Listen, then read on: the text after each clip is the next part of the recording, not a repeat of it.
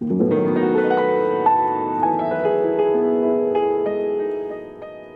rencontres de la Villa des créateurs en partenariat avec Émergence. Je m'intéresse à tout ce qui est en train de naître dans tous les domaines, d'où la thématique des émergences. Et puis il y a de ça, juste avant le confinement, en fait, j'ai initié en collaboration avec un lieu que Thierry connaît bien, dont il va parler aussi peut-être un petit peu, un lieu qui s'appelle la Villa des créateurs, une série de conférences qui s'est transformée en conférence sur Zoom. Donc aujourd'hui, c'est la 11e ou la 10e, je crois.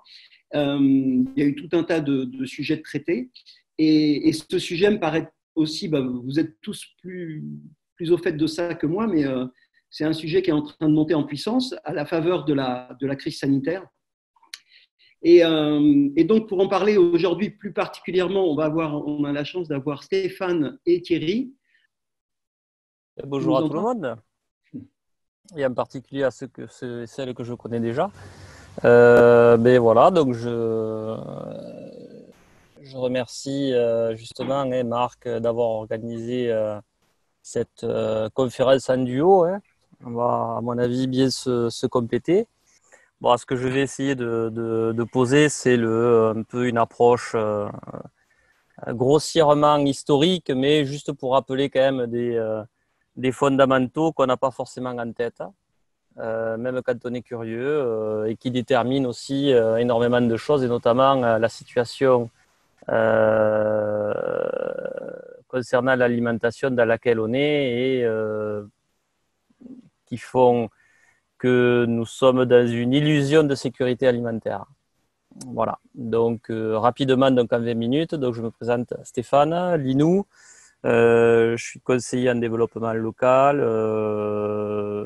j'ai été conseiller général et conseiller municipal, j'ai monté les premières AMAP du département de l'Aude en 2004, lorsqu'il n'y en avait même pas 10 en France.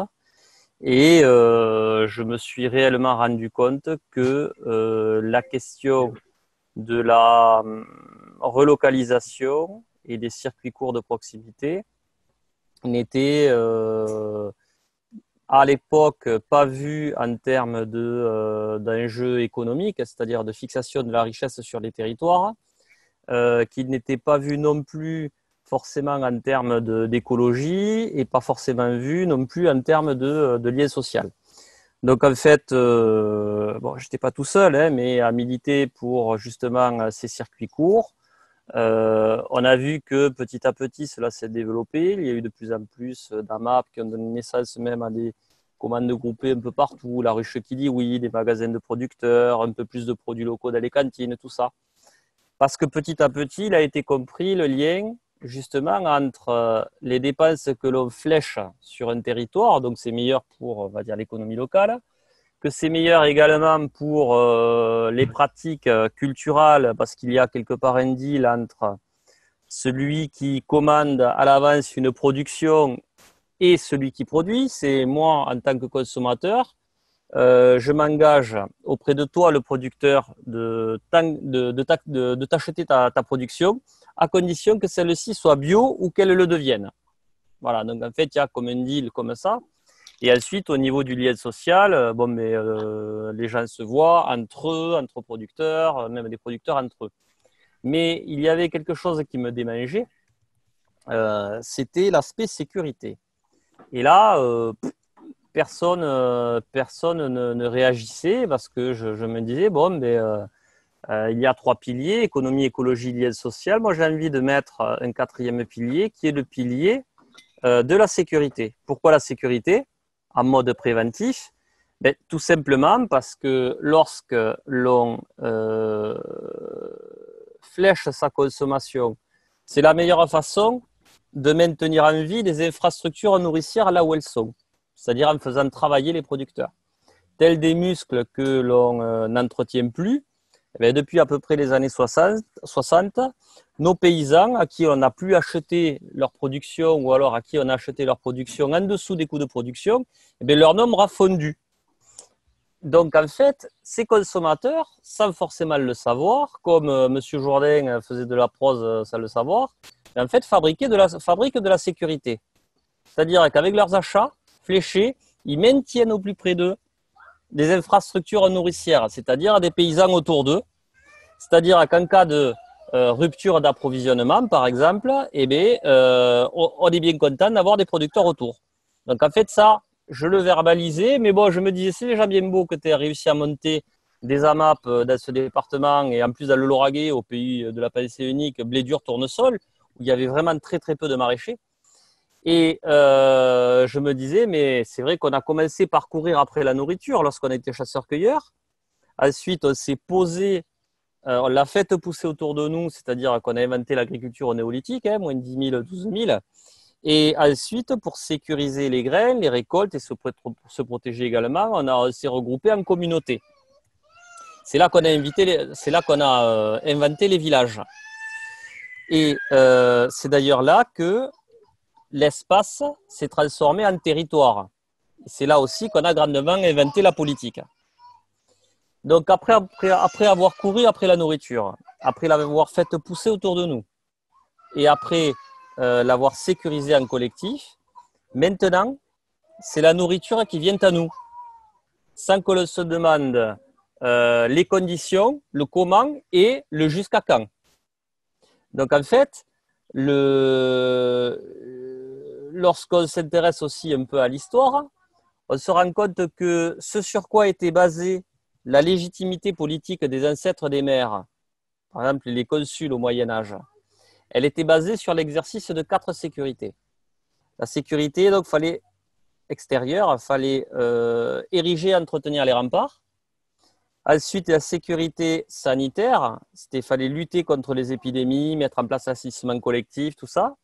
La sécurité intérieure, l'ordre public, il fallait lutter contre les brigandages, tout ça. Et la 4e, c'était la sécurité alimentaire. Il fallait que, quoi qu'il arrive, il y ait assez de nourriture dans l'enceinte de la ville. C'est pour ça qu'avait été créée la police des grains et la police de la viande. Police au niveau régulation. Et il y avait des stocks. Et en fait, c'était une question éminemment politique, collective, parce qu'en fait, si les populations n'avaient pas accès à cette nourriture, il y avait de suite des troubles à l'ordre public.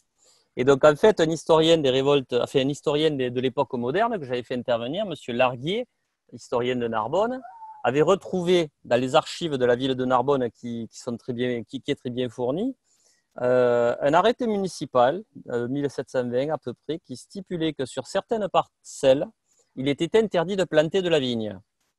Pourquoi ? Parce qu'il fallait que ça reste toujours en grain. Et pourquoi ?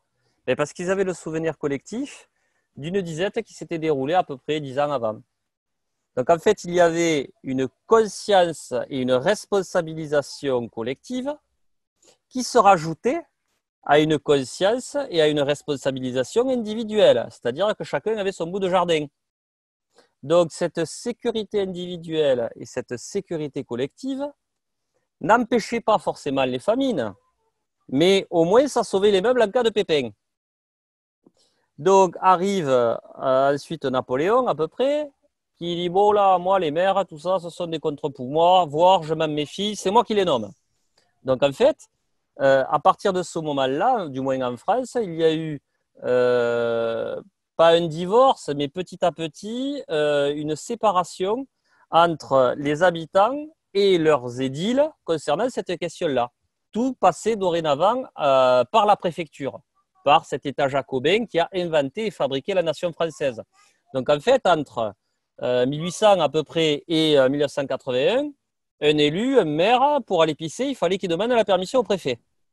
C'était ça, c'est la tutelle. Et en fait, à partir de 1800 à peu près, c'est aussi ce qui a correspondu au développement et à l'exploitation des énergies faciles, des énergies fossiles, c'est-à-dire charbon, pétrole, qui ont fait que le transport ne coûtait plus rien. Et c'est là que la théorie des avantages comparatifs a pu grandement s'exprimer. C'est-à-dire la théorie des avantages comparatifs, c'est bon, moi sur mon territoire, voyons ce sur quoi je suis le meilleur pour produire. Bon allez, je vais me concentrer sur ça, je vais faire que ça et je vais exporter tout ça ailleurs. Et les productions que je vais abandonner, Mais de toute façon, ça viendra bien toujours de quelque part avec les transports. Et c'est à partir de ce moment-là que nos territoires qui jusque-là étaient les lieux d'où l'on retirait notre subsistance, eh bien en fait, on les a quelque part oubliés, ou alors on s'en est servi que comme support pour produire qu'une ou deux productions. Et le foncier nourricier, qui était stratégique à l'époque, est devenu petit à petit la variable d'ajustement de toutes les autres politiques. On a complètement inversé le regard.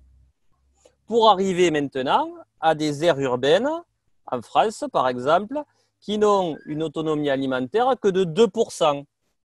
C'est-à-dire là, c'est le cabinet Utopie qui avait pondu ces chiffres et qui avait montré que seulement 2% de la consommation de chaque territoire proviennent d'une production locale. Mais ce qui est aussi intéressant, c'est que dans le même temps, 97% de la production de ces mêmes territoires est envoyée ailleurs. Donc ça veut dire qu'il y a des camions dans les deux sens, pour importer, pour exporter. Donc en fait, double vulnérabilité. Donc en fait, ce qui a quelque part rendu plus efficace et robuste, quelque part, fait efficace les territoires, c'est-à-dire l'énergie magique qui a fait qu'on a fabriqué des perfusions pour nourrir nos territoires qu'on a transformés en EHPAD à ciel ouvert. Nos territoires, on les a transformés en EHPAD à ciel ouvert, c'est-à-dire autonomes sur rien. Et donc, en fait, on est devenu puissant, mais dans le même temps, on est devenu extrêmement fragile. Donc, en fait, justement, ce qui a permis la puissance de chaque territoire et la prospérité de chaque territoire, eh bien, en fait, c'est sûrement un des plus gros talons d'Achille, c'est-à-dire les transports. Qu'est-ce qui se passerait s'il y avait un problème sur justement ces perfusions-là? C'est-à-dire une cyberattaque sur la chaîne logistique, sur la supply chain, une pandémie grippale sur justement concernant les transports. Donc en 2008, j'avais fait une expérience de locavore. J'avais fait le pari pendant un an de ne me nourrir qu'avec des produits issus d'un rayon de 150 km autour de Castelnaudary. Donc pendant un an, plus de café, plus de chocolat, plus de bananes, tout ça. Et en fait, c'était pour alerter, pour mesurer sur notre degré de vulnérabilité par rapport aux approvisionnements. Donc, je m'étais mis en scène et j'avais imaginé qu'est-ce qui se passerait si, par exemple, il y avait une pandémie grippale de niveau 6. Je m'étais basé sur les 6 stades de l'OMS où les gens sont confinés et où les transports ont même l'interdiction de fonctionner. Combien de temps on tiendrait avec, le peu que l'on produit en tant qu'individu, le peu que l'on stocke en tant qu'individu, le peu que l'on transforme en tant qu'individu, le fait que l'on achète, que l'on se fournisse pour 80% de notre alimentation dans les grandes surfaces qui n'ont que 2 ou 3 jours de stock devant elles, 2 ou 3 jours de stock sans panique, qu'il n'y a quasiment plus d'infrastructures nourricières autour de nous, c'est-à-dire nos paysans nourriciers, qu'il n'y a pas de stock alimentaire stratégique des collectivités locales et qu'il n'y a pas non plus de stock alimentaire stratégique d'État. Donc 0 plus 0 plus 0 plus 0 plus 0 égale la tête à Toto. En termes de résilience alimentaire, il n'y a rien. Et nos populations, nous ne sommes pas préparés. C'est-à-dire que l'on croit, nous sommes dans une ébriété énergétique telle qui fait qu'on croit que se nourrir est une affaire réglée. Donc du coup, on se focalise sur les autres choses. C'est-à-dire le dernier parfum, la dernière PS4, l'estime de soi et toutes ces choses-là. En fait, la pyramide de Maslow, on pense que c'est acquis, du moins dans les premiers étages. Et donc, en fait, on continue à importer d'ailleurs et à se focaliser, excusez-moi, c'est mes neveux, à se focaliser sur cela, quoi. Donc, en fait, cette expérience-là qui avait été extrêmement médiatisée, le mot locavore est rentré dans le dictionnaire pendant mon expérience. Et j'avais énormément approché ensuite, lorsque j'ai été élu conseiller général, le monde des risques, le monde de la sécurité, le monde de la production agricole, tout ça. Et je me suis dit, ça serait bien, dans le cadre d'une reprise d'études, donc j'ai réalisé un master spécialisé en gestion des risques sur les territoires récemment, et j'en ai fait mon sujet de mémoire, de master spécialisé. Et en fait, je suis allé prendre la température de ce sujet, donc en fait, le plus vieux sujet du monde, le lien entre alimentation et sécurité, c'est-à-dire est-ce que la non-territorialisation de la production et de la consommation alimentaire, avec des populations non préparées et avec des vulnérabilités par rapport au flux, c'est-à-dire les transports par exemple, sans même parler du dérèglement climatique, de la dégradation de la biodiversité et tout ça, sans même parler de ça, est-ce que tout cela c'est vu comme un risque? Si oui, qui s'en occupe? Si oui, est-ce qu'il y a des plans? Si oui, quand ça a été répété? Voilà. Donc en fait, j'ai posé cette question dans des mondes qui quelque part ne se parlent peu. C'est le monde des risques et de la sécurité dans les ministères intérieurs, armée, sécurité civile, spécialistes des risques et le monde de la production, des syndicats agricoles nationaux, des paysans, des cuisiniers et tout ça. Et en fait, je me suis fait encadrer, j'ai souhaité être encadré par un militaire et un géographe, donc un ancien colonel de l'armée, un géographe, un directeur de l'aménagement du territoire d'une communauté d'agglos. Et cela a intéressé la division du renseignement de la gendarmerie nationale et le secrétariat général de la zone de défense et de sécurité de Paris. Et donc, en fait, j'ai pu avoir des portes grandes ouvertes qui m'ont permis, en plus des contacts que j'avais déjà, d'avoir davantage de réponses par rapport à mon questionnaire que j'avais envoyé et que je suis allé porter dans ces mondes-là. Et donc, j'ai eu plus de 52% de retour. Alors, lorsqu'on a 6% de retour, lorsqu'on fait des enquêtes, on est content. Là, j'en avais plus de 50%. Et en fait, étant sapeur-pompier volontaire et connaissant très bien la loi de modernisation de la sécurité civile de 2004, je savais qu'il y avait des trous dans la raquette. Et moi, en 19 ans de pompier, jamais on a fait une manœuvre sur un plan comme ça. Et je savais très bien que cette question n'était même pas pensée.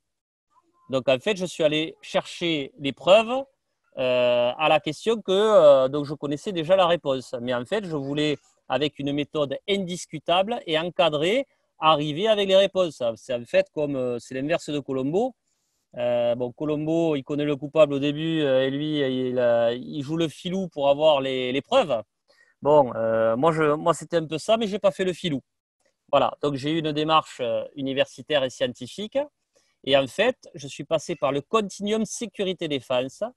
C'est en démontrant que le monde de la sécurité locale, nationale, sécurité civile et sécurité nationale, en fait, tout ça c'est lié et que l'un supplée l'autre en cas de pépin. C'est-à-dire qu'avec des forces de sécurité intérieure débordées et avec ces risques-là non pris en compte dans divers dispositifs de sécurité civile et de la loi de programmation militaire, de la loi foncière, de la loi agriculture-alimentation, des diverses lois d'aménagement du territoire, des divers plans communaux de sauvegarde et tout ça, en fait, j'ai démontré qu'il y avait un trou dans la raquette et un impensé et qu'il n'y a pas d'aménagement alimentaire des territoires et que les populations et les collectivités locales ne sont absolument pas préparées à la réalisation d'un risque systémique. Donc, en fait, j'ai démontré que la non-territorialisation de la production et de la consommation alimentaire avec des populations non préparées, c'est une question d'ordre public, de sécurité intérieure et de sécurité nationale, donc du régalien. Alors, ça a intéressé une sénatrice à la sortie de mon livre, donc qui contient une grosse partie de verbatim. Donc, il y a énormément de personnes, enfin toutes, ont accepté de figurer dans mon livre avec ce qu'elles ont dit, avec leurs fonctions actuelles. D'ailleurs, un colonel pompier encore en fonction, des militaires, tout ça, qui ont déclaré qu'en fait, oui, effectivement, ce sujet est un impensé, n'est pas traité et qu'il y a des risques. Donc, en fait, ça a intéressé une sénatrice, la sénatrice Françoise Laborde, sénatrice de la Haute-Garonne, pour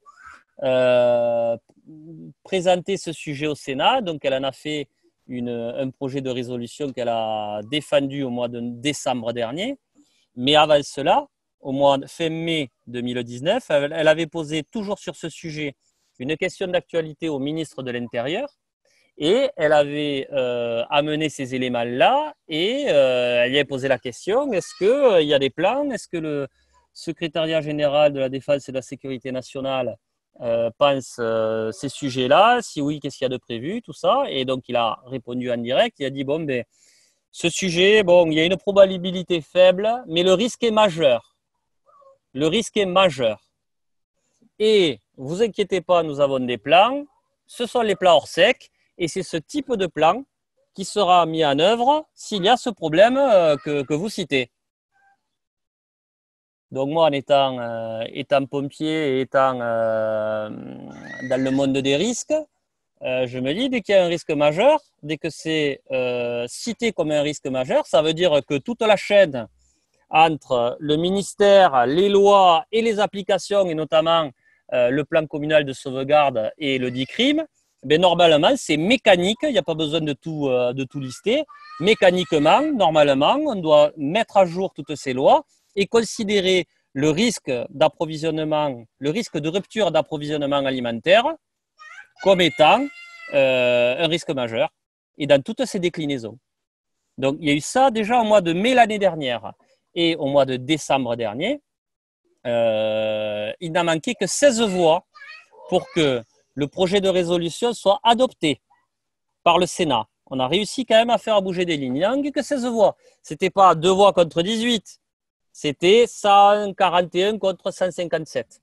Et à cette occasion-là, le groupe majoritaire, enfin le groupe, la voix du gouvernement, le groupe En Marche, qui est très minoritaire au Sénat, mais qui quand même porte la voix du gouvernement, a reconnu que ce sujet, effectivement, la résilience alimentaire des territoires, devrait être regardé avec les lunettes de la sécurité nationale.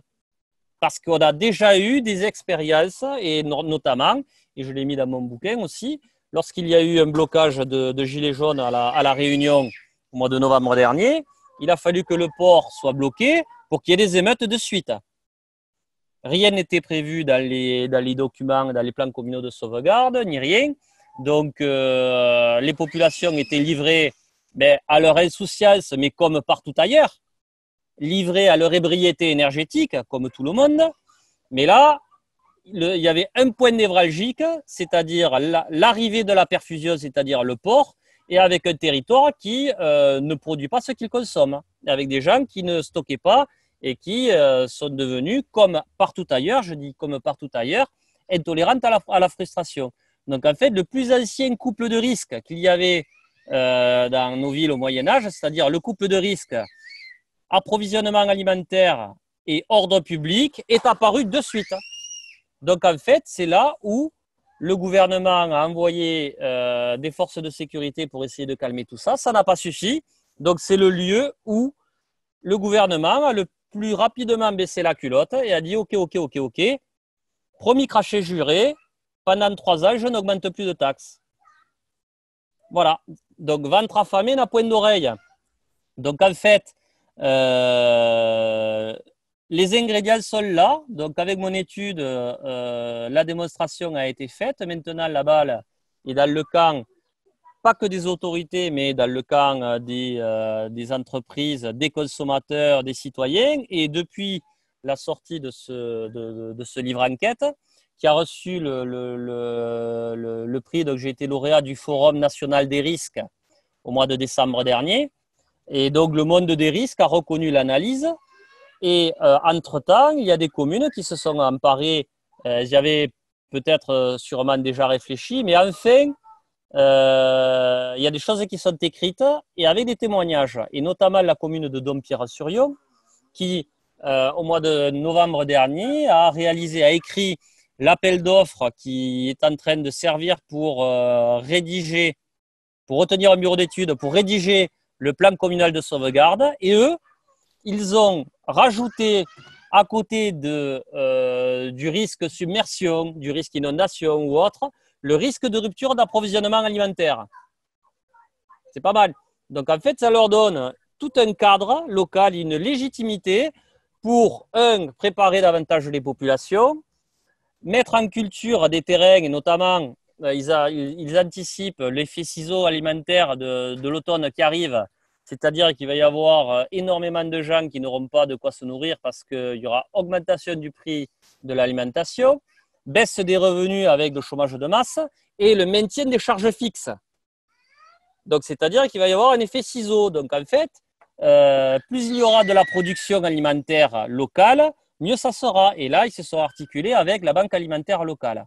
Donc, en fait, passer ce que je propose depuis 20 ans par le prisme des risques et de la sécurité, c'est, à mon avis, la meilleure façon pour, faire comprendre que c'est le plus vieux sujet du monde, qu'on aura toujours besoin de se nourrir et que de maintenir et de protéger nos ressources.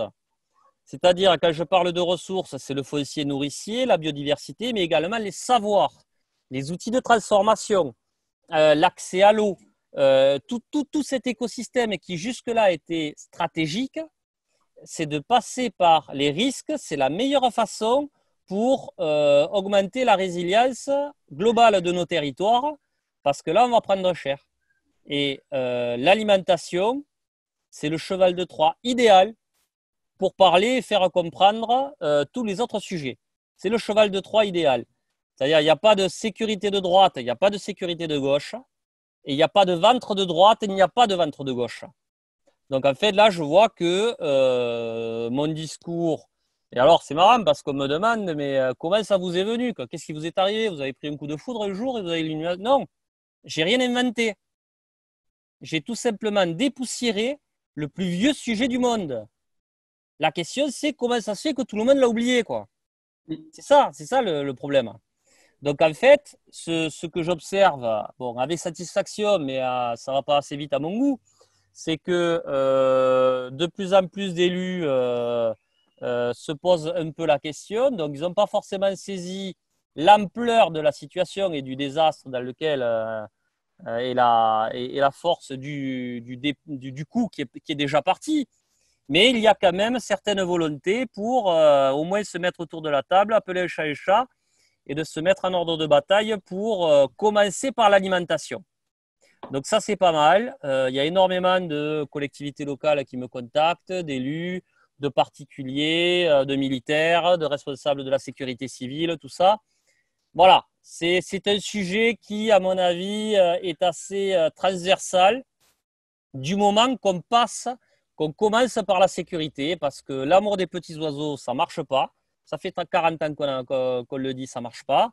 La question de la santé, tout le monde s'en fout si on n'a pas la sanction de suite. Donc, ça ne marche pas. Alors que lorsque l'on parle à la partie reptilienne de notre cerveau, là, du coup, il y a les oreilles qui se dressent. Donc voilà. Stéphane, merci, c'était super dense et super riche. Alors, avant de prendre des questions, je vais essayer de faire le lien avec Thierry, parce que là, tu as évoqué juste à la fin qu'il y avait des communes ou des petites villes qui étaient pionnières, mais j'imagine que dans ces villes que tu as dû contacter ou référencer, en fait, il n'y a pas de grande métropole qui aujourd'hui s'est vraiment attaquée au sujet. Et justement, comme c'est le sujet de Thierry, peut-être ça serait intéressant après tous ensemble de regarder autant les petites villes ont probablement commencé pour certaines à réagir et à rentrer dans des plans de résilience, on va dire, autant pour des mégapoles qui dépendent de la logistique énormément, pour elles, c'est juste pas possible, quoi. Donc peut-être que Thierry, tu peux nous éclairer sur… et d'ailleurs, ça correspond bien aussi à ton livre, qui est un manuel pour se débrouiller en cas de rupture de… Voilà. Voilà, peut-être, donc bonsoir à tout le monde. Juste peut-être un mot d'introduction sur mon parcours qui justifie en fait le résultat de ce petit livre. C'est un cheminement aussi personnel. Moi, ça fait 20 ans que je travaille dans l'environnement à différents postes, responsable environnement de la Chambre de commerce de Paris. J'ai travaillé dans les 4 ans à la Fédération des parcs naturels régionaux pour coordonner un programme européen et 10 ans à la région où j'ai monté des projets innovants. Et la première fois que j'ai évoqué ce sujet, notamment les AMAP, C'était au cours d'une conférence que j'avais organisée à la Chambre de commerce de Paris en 2005, où j'avais fait intervenir, à l'époque, c'était une experte qui n'était pas très connue, elle travaillait pour le WWF, c'était Tan Nguyen, qui présentait les innovations dans certains pays, et notamment, elle avait présenté les premières initiatives d'AMAP, et il y avait 250 personnes qui écoutaient. Et en fait, je me suis rendu compte que ça ne percutait pas dans l'univers mental de ceux qui écoutaient. Pourquoi ? Et Stéphane a tout à fait raison. J'ai passé, moi, 10 ans à cheminer pour essayer de faire comprendre comment sensibiliser les interlocuteurs sur la nécessité de traiter certains sujets. Et que ce n'était pas juste un sujet conceptuel, théorique, sympathique, hein, mais un sujet d'importance vitale. Et c'est surtout en 2012, j'ai eu la chance de piloter une étude pour le compte de la région, une étude qui n'est pas sortie d'ailleurs, pour des raisons, je pense, de maturité politique. Mais par contre, j'ai eu le loisir de réfléchir sur les 6 leviers de transition en Île-de-France. Donc, comment réduire, donc 6 leviers de transition pour réduire la dépendance de la région Île-de-France sur des services essentiels, comme la production d'énergie, sur l'eau, sur la mobilité, sur l'alimentaire, sur les matériaux de construction, j'en oublie un, et la logistique urbaine. Et donc, pendant 1 an, avec un cabinet d'études, j'ai réfléchi à ces 6 leviers avec des scénarios court, moyen et long terme. Et parmi ces 6 leviers, il y en a un qui a retenu toute mon attention, et c'est là où, passionné d'histoire, j'entends tout à fait ce que dit Stéphane. J'ai dépoussiéré même chez moi le sujet de l'alimentation, les révolutions et les disettes alimentaires, comment les deux se combinaient. Et donc, j'ai vraiment beaucoup plus travaillé sur le scénario je parle de souveraineté alimentaire, de sécurité alimentaire, de résilience alimentaire. On voit que les mots aussi diffèrent en fonction des interlocuteurs. Et je pense que, et vraiment Stéphane, le livre, son livre, quand je l'ai lu, ça m'est apparu évident que l'angle sécuritaire était le bon moyen de faire comprendre ce sujet, parce que le trouble à l'ordre public et donc la nécessaire sécurité des citoyens, c'est un sujet qui pouvait plus facilement percoler dans l'univers mental des gens que des sujets de protection de l'environnement, de sensibilisation à la biodiversité qui ne marchaient pas. Et donc, en fait, ce rapport n'étant pas sorti, je l'ai gardé quand même sous le coude, et quand j'ai quitté la région, et dans la perspective des élections municipales, je me suis dit, mais comment contribuer à la réflexion actuelle et de verser ça comme un lanceur d'alerte, comme Stéphane Linou ou d'autres peuvent l'être sur ces sujets-là. Et donc, j'ai repris des éléments que j'avais compilés à l'époque, complétés par certaines lectures, dont le livre de Stéphane Linou, et la proximité que j'ai avec Alexandre Boisson et SOS Maires. Voilà, et aussi ma proximité avec des nombreux maires que j'ai pu accompagner en disant à la région sur le montage de projets, que ce soit centrale solaire, usine de méthanisation. J'ai lancé la première filière chanvre en Île-de-France. Donc maintenant, il y a 1500 hectares de chanvre produits avec une usine de défibrage. Donc ça a été mon contact aussi avec le monde agricole. Et j'ai commis ce petit ouvrage qui a très peu de prétention. Ce n'est pas un travail académique, ce n'est pas un travail exhaustif. Je l'ai volontairement fait court pour rendre accessible des données de base, parce qu'en fait, il n'y a pas de changement, c'est comme chez un médecin, s'il n'y a pas un diagnostic partagé de la situation. Et le diagnostic partagé, pour moi, c'était de montrer, de rendre visible une réalité que les gens ne perçoivent pas parce qu'ils sont coupés en fait, du monde de la production agricole. Et l'exemple de la métropole parisienne, elle est pour moi emblématique, mais ce n'est pas la seule, c'est une métropole parmi d'autres, avec cette illusion que Stéphane a rappelé tout à l'heure, qui est pour moi évident pour travailler avec beaucoup de paysans, c'est qu'on vit depuis l'après-guerre dans une illusion d'abondance. Comme si le problème de l'alimentation était définitivement derrière nous. C'est-à-dire que voilà, c'est réglé.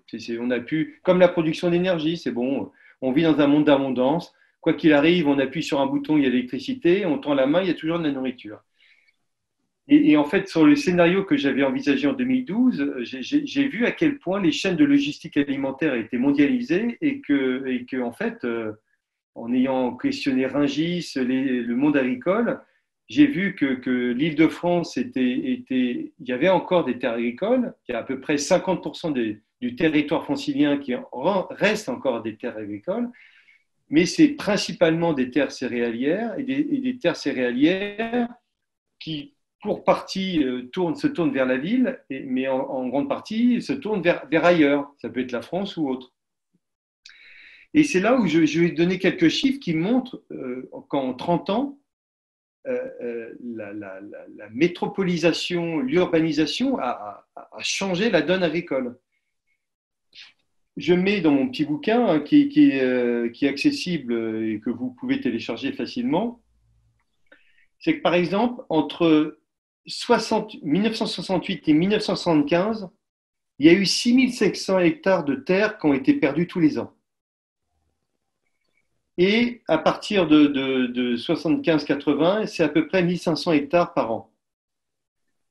Ça veut dire, et ça dans le domaine de la culture agricole classique. Dans la culture maraîchère, pareil, on est passé de 2800 hectares en 1970 à moins de 800 en 2010, et celle des légumes frais de plein champ de 3000 hectares en 1970 à 900 hectares en 2010. Et rien que l'élevage, la France, de 70 à 2010, a perdu 100 000 têtes de bovins et plus de 90% des exploitations de ce secteur. Il y a eu, voilà, sur les exploitations agricoles, pareil, il y a une division des 2/3, une augmentation des surfaces par agriculteur, mais c'est surtout donc de voir qu'il y a eu un rétrécissement et on le voit avec les cartes avec le temps, c'est comme un concert qui grignote les terres agricoles avec une ville, la métropole qui progressivement augmente ses besoins en termes de nourriture, mais se désolidarise, contrairement aux anciens, de la production maraîchère et agricole de proximité. Ce qui fait que l'essentiel du système agroalimentaire francilien, qui compte aujourd'hui 90 000 établissements et à peu près 500 000 emplois, il y a essentiellement ces établissements, à 80%, c'est les restaurants, les traiteurs, les pâtisseries, les boulangers, et très peu le monde agricole. Donc en fait, c'est une nourriture qui est servie, transformée pour les habitants, qui provient de moins en moins du secteur agricole de proximité. Donc voilà, la première partie de mon livre, c'est de dire voilà où on en est en termes de réalité tangible, hein, de la dépendance alimentaire d'une grande ville comme Paris, avec cette incapacité, peut-être moins avec un ouvrage comme celui de Stéphane Linou, mais pour en avoir parlé à certains députés, parce que j'ai distribué assez grandement ce petit livre, il y a ce réflexe mécanique, y compris les députés, et les maires évidemment, que s'il y avait vraiment un risque, il y a bien quelqu'un qui l'a traité, ce risque. Parce que voilà, il y a l'État qui gère tout et qui normalement doit anticiper les risques. Il y a cette certitude que si vraiment ce risque est avéré, qu'il y a bien quelqu'un quelque part ou un service qui le gère. Et donc il y a ce délitement du lien de responsabilité et cette naïveté à croire que si c'était aussi important, c'est un sujet qui est vraiment traité par quelques services qui soient au niveau de l'État. Et vraiment, la lecture du livre de Stéphane, j'en avais déjà l'intuition, et puis pour moi, c'est voilà, maintenant la réalité du risque, elle existe, et je vois que ce qui s'est passé récemment, et avec ces fiches d'autorisation de sortie qui montrent qu'il y a des services essentiels, et ben la nourriture en fait partie. Et d'un seul coup, les gens se sont rendus compte qu'effectivement, un acte aussi basique que se nourrir n'était pas forcément assuré. Et que d'un seul coup, la matérialité de la pénurie pouvait ressurgir avec des comportements presque reptiliens, grégaires, de je fais des stocks au cas où. Donc voilà, c'est ce que je voulais dire, et que voilà, moi je m'intéresse principalement à ce sujet en Île-de-France, avec moi, j'en suis que là, à la sensibilisation des acteurs de toute la chaîne sur ce sujet-là, pour qu'ils prennent conscience que le risque n'est pas forcément traité, que c'est collectivement qu'on pourra trouver une réponse adéquate. Et voilà, je l'ai largement diffusé aussi dans le cadre des municipales de la ville de Paris, parce que des grandes villes, même si elles n'ont pas le foncier de disponible, elles ont une capacité d'action. Je prends que la ville de Paris, elle a en gestion ou en responsabilité 270 000 hectares de zones de captage d'eau. Donc c'est aussi des zones sur lesquelles la mairie de Paris a commencé à agir pour déjà protéger la ressource en eau, mais peut-être aussi de commencer à créer un lien de proximité entre la production agricole sur des zones de captage qui préservent les ressources en eau et qui pourraient aussi alimenter la métropole. Voilà pour ma courte présentation. Merci beaucoup Thierry. Alors peut-être on va faire un petit tour de piste pour savoir si vous avez des questions particulières. Moi j'en ai une première qui est de dire, est-ce que d'après vous, je m'adresse à Stéphane et à toi Thierry, est-ce que d'après vous, l'épisode qu'on vient de vivre, la crise sanitaire qu'on vient de vivre, accélère la prise de conscience à la fois individuelle des populations? On a vu, tu as parlé du stockage des pâtes et du PQ, mais ça peut peut-être aller au-delà. Et puis, est-ce que aussi l'ouverture et les actions politiques peuvent être accélérées ou pas, quoi? Alors, on l'a vu un peu avec Stéphane au niveau des villes, mais est-ce qu'il y a un effet de bascule qui peut s'opérer et des actions à mener, peut-être des actions à mener, je ne sais pas. Enfin, voilà. Juste le cas parisien, il y a eu de la part de l'État une incitation suite à la fermeture des frontières à ce que les grands distributeurs achètent français prioritairement. Donc il y a eu une mobilisation de la chaîne logistique pour reterritorialiser le lien, en tout cas, entre ceux qui distribuaient les produits et ceux qui les produisaient. Ce qui est difficile, parce que c'est très complexe, est-ce que ces initiatives, le temps de crise, vont perdurer dans le temps? Et ça, je ne sais pas. Je suis incapable de le dire. Et peut-être que Stéphane est plus informé sur le sujet. Alors, je peux donner mes impressions au vu des contacts et de l'évolution, de l'évolution des contacts que j'ai eus pendant le Covid et depuis. Ce qu'il y a d'intéressant à noter, c'est qu'il y en a quand même certains et certaines qui s'y étaient intéressés avant le Covid. Il n'y a qu'à voir, j'avais jusqu'à la semaine avant le Covid, j'en étais à 3 conférences par semaine. 3. Donc pour parler de mon bouquin et d'échanger déjà avec des maires, des associations, des agriculteurs, tout ça. Donc déjà, il y avait quand même un début de quelque chose. Ensuite, pendant le Covid, là, ce sont on va dire, les médias nationaux et les institutions représentatives qui, elles, se sont manifestées. du moins à travers leurs salariés chargés de mission un peu curieux qui traînent sur les réseaux. Et donc, du coup, j'ai vu qu'ils ont eu quelque part non seulement l'oreille, mais aussi l'autorisation de leur supérieur de creuser, quelque part, de mettre en valeur ces approches-là. Et c'est pour ça que là, je suis passé dans toute la presse nationale, d'accord, mais là où c'est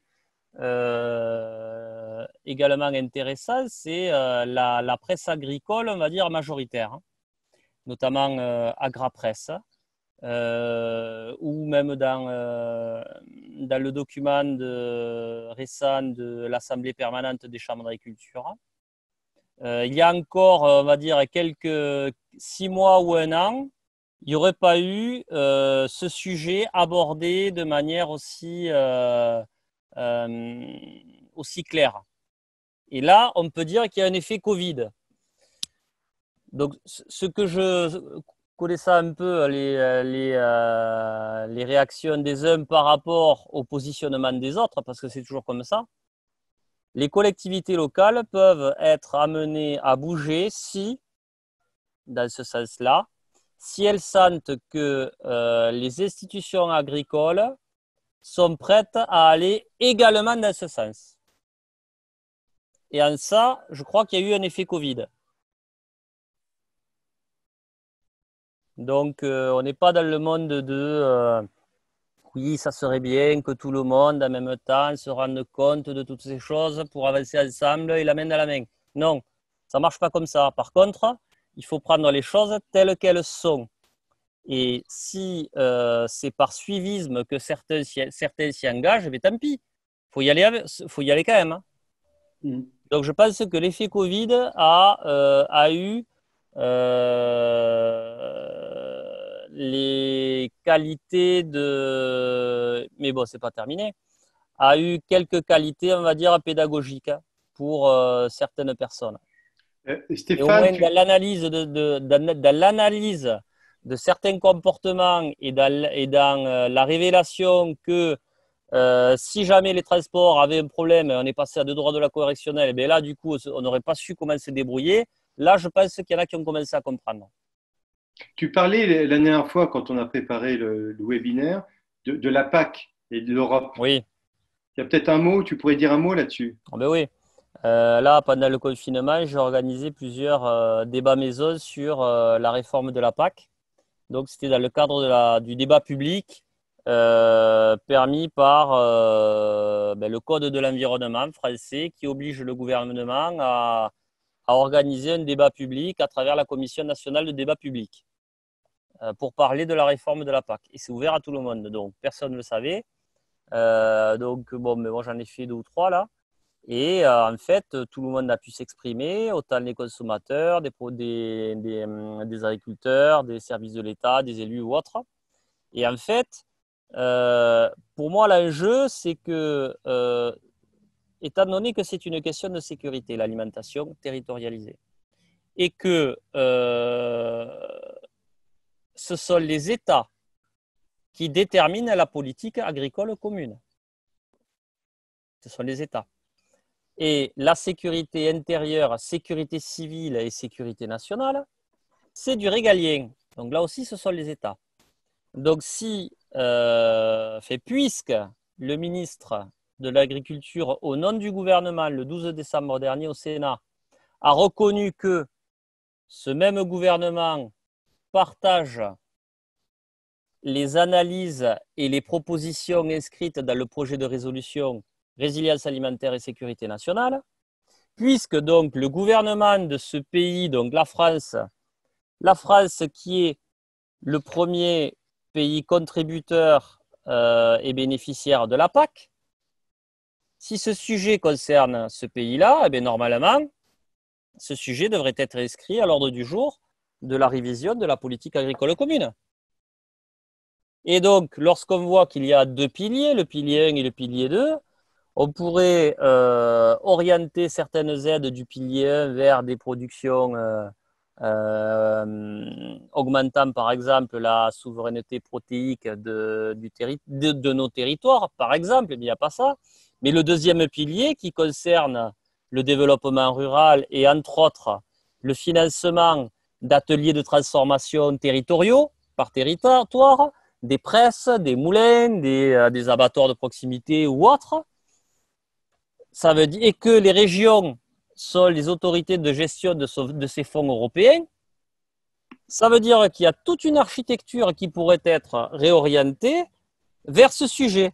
C'est-à-dire, on part du régalien de l'État qui peut inscrire ce sujet à l'agenda de la réforme de la PAC. Et la mise en œuvre pourrait être territorialisée à travers les régions, conseils généraux et les communautés de communes ou communautés d'agglo qui, elles, déclineraient cela. Et pourquoi pas autour de projets alimentaires et territoriaux rendus obligatoires. Rendus obligatoires, là aussi, par l'État. C'est-à-dire qu'actuellement, on a des projets alimentaires et territoriaux qui existent en France. Il y en a très peu, il n'y en a même pas 150. Ils n'ont même pas les moyens de fonctionner, ils ne sont pas obligatoires et ils ne partent pas du début, c'est-à-dire de la sécurité et des risques. Pas du tout. C'est prévu pour fonctionner en régime de croisière. C'est oui, de la pédagogie, faire connaître, relier un peu plus producteurs et consommateurs, tout ça. Mais il n'y a pas le dur, il n'y a pas la base du sujet. La sécurité en mode préventif n'y est absolument pas. Donc l'État pourrait rendre obligatoire cela, que ça soit obligatoire, voilà, que ces PAT soient obligatoires et la mise en œuvre pourrait être confiée aux collectivités locales. Donc le fait que l'alimentation et la sécurité nationale soient, on va dire, éclairées sous l'angle des risques et le fait qu'on est à l'abri de rien, normalement, ça devrait être relié au secteur d'activité d'importance vitale de la loi de programmation militaire, à la loi sur le foncier, qui est une arlésienne mais qui mériterait d'être remise, c'est-à-dire sanctuariser les terres nourricières. Si le foncier, les producteurs, les semences, les ateliers de transformation, tout ça sont liés à l'alimentation qui est elle-même liée à la sécurité, eh bien normalement tout cela, ça devrait être relié et protégé dans le cadre de la sécurité nationale et de la sécurité intérieure et de la sécurité civile, donc à tous les niveaux. Donc en fait, c'est passer par le régalien, c'est idéal pour réorienter la politique européenne et pour aussi réorienter et donner des coups des franches en mode girondin aux collectivités locales. Stéphane, moi j'ai une petite question du coup. Quel est finalement aujourd'hui le dispositif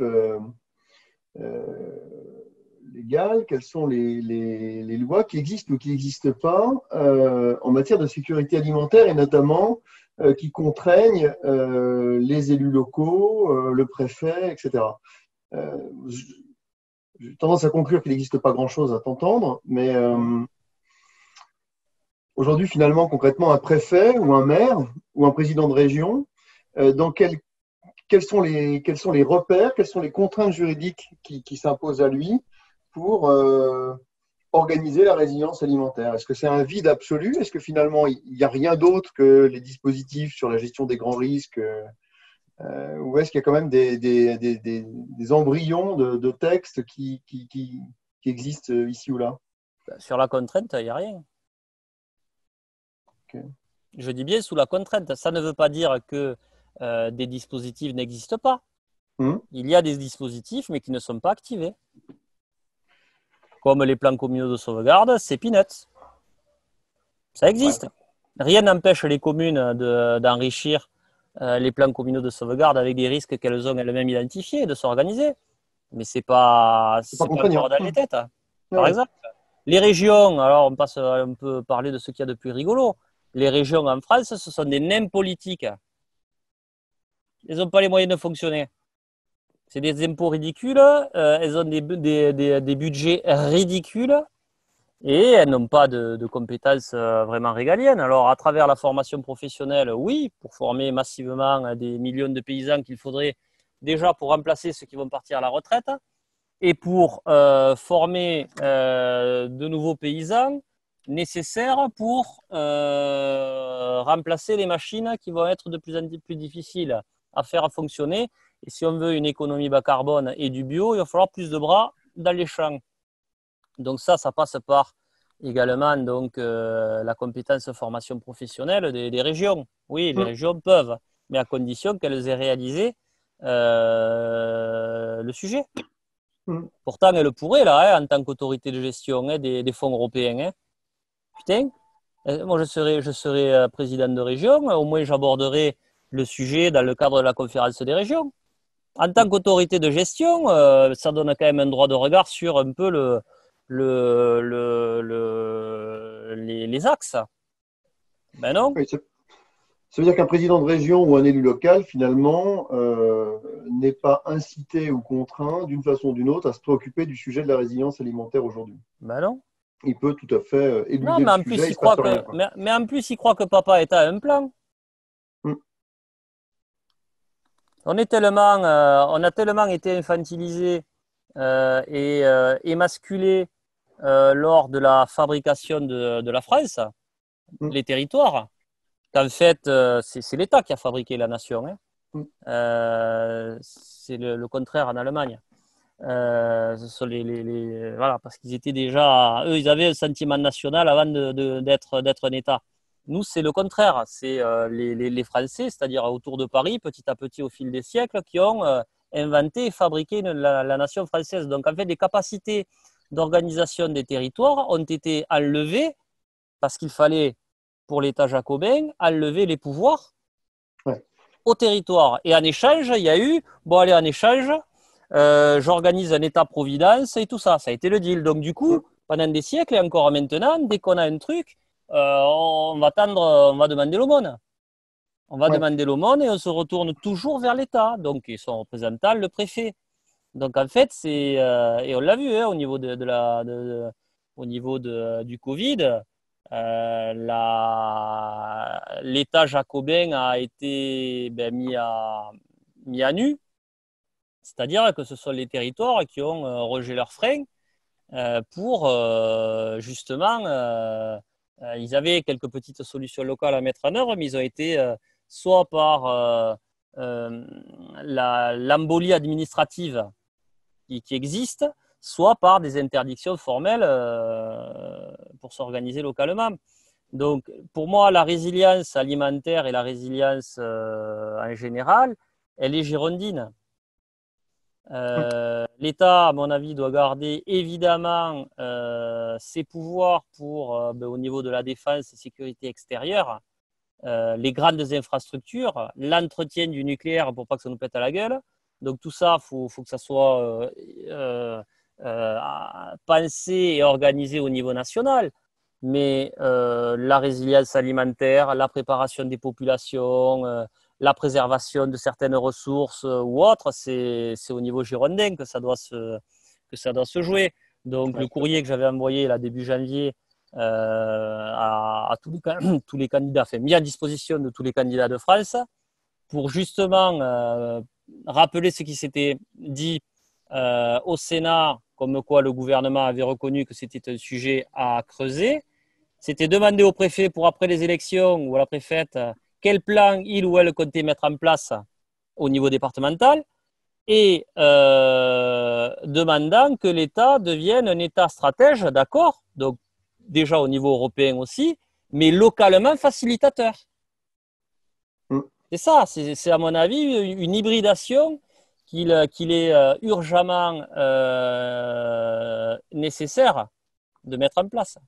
Il y a des projets de loi qui sont en cours de préparation sur ce sujet, à ta connaissance ou pas? J'espère. Je sais que ça interroge énormément de députés et de sénateurs avec qui je suis en lien. Je ne sais pas quelle va être l'articulation entre la loi de modernisation de la sécurité civile, que je propose du moins sous cet angle-là, de toiletter et d'adapter à ce sujet-là, la loi de programmation militaire, les décrets Montebourg à enrichir, la loi sur le foncier, enfin, il y a tout ça, quoi. Ouais. Les différentes lois sur l'urbanisme. À mon avis, il faudrait inventer un grand chapeau et adapter et à décliner les lois existantes par rapport à ça. Et avec justement ce qui sort de la consultation sur le climat. À mon avis, il y a un alignement des planètes. Tous les ingrédients sont là et il faut que chacun, que l'on soit citoyen, consommateur, salarié, contribuable. Alors des fois, il y a 4 cerveaux dans la même personne. Et ce n'est pas tout le temps que les 4 cerveaux sont d'accord ensemble. Le consommateur, il a un sacré pouvoir tant qu'il y a de l'argent.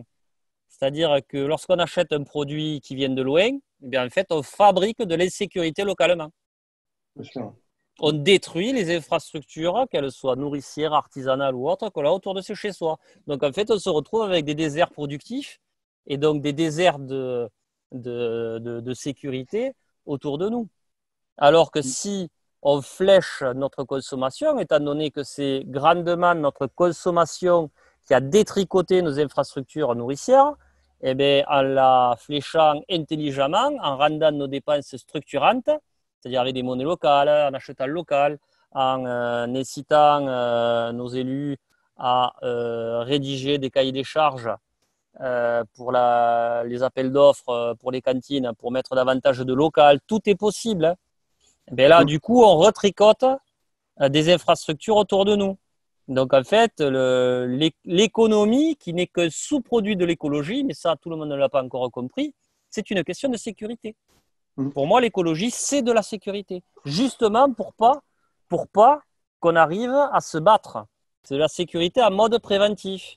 Dans nos pays qui avons le ventre plein, on passe à la sécurité en mode fait toujours sur l'insécurité résiduelle, c'est-à-dire la pointe de l'iceberg, c'est-à-dire les caméras de surveillance, tout ça. Ça, c'est des préoccupations de riches.